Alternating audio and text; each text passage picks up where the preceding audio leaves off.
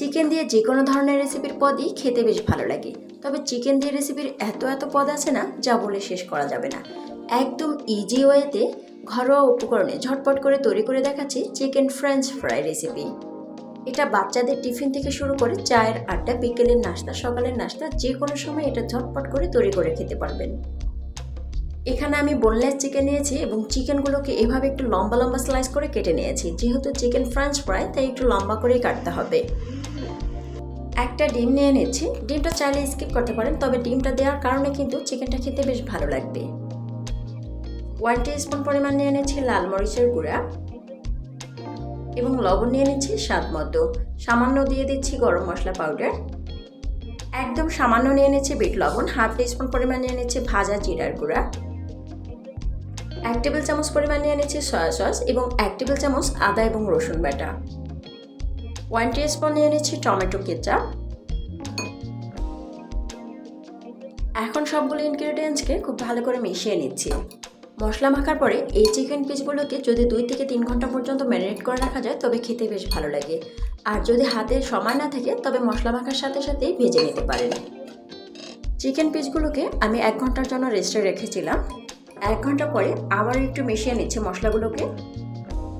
এখন এখান থেকে 1 পিস করে চিকেন নেব আর এইরকম ব্রেড ক্রাম্বস দিয়ে খুব ভালো করে কোট করে নিতে হবে। কম সময়ে এবং কম উপকরণে তৈরি চিকেনের এই রেসিপিটা খেতে বাচ্চা থেকে বড় সবাই বেশ পছন্দ করবে। একটা প্যানে পর্যাপ্ত পরিমাণে তেল নিয়ে তেলটাকে খুব ভালো করে গরম হতে দিয়েছি। এই দেখেন, আমি কিন্তু সবগুলো চিকেন পিসগুলোকে এভাবে ব্রেড ক্রাম্বসের সাথে খুব ভালো করে কোট করে নিয়েছি। তেলটা একদম হাই হিটে গরম করে নিয়ে চুলার জালকে লো আঁচে রেখে সবগুলো চিকেন পিস দিয়ে চিকেন পিসগুলোকে খুব ভালো করে ভেজে নিতে হবে।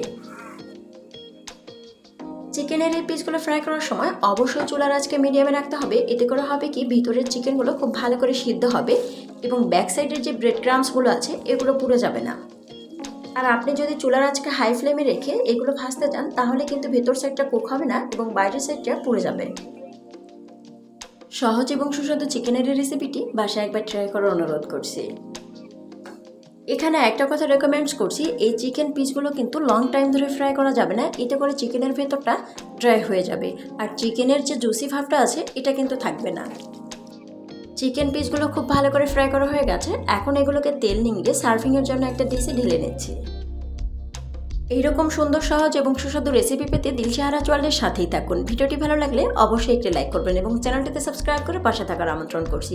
আবারও দেখা হবে নতুন কোনো এপিসোড নিয়ে। ততক্ষণ পর্যন্ত ভালো থাকবেন।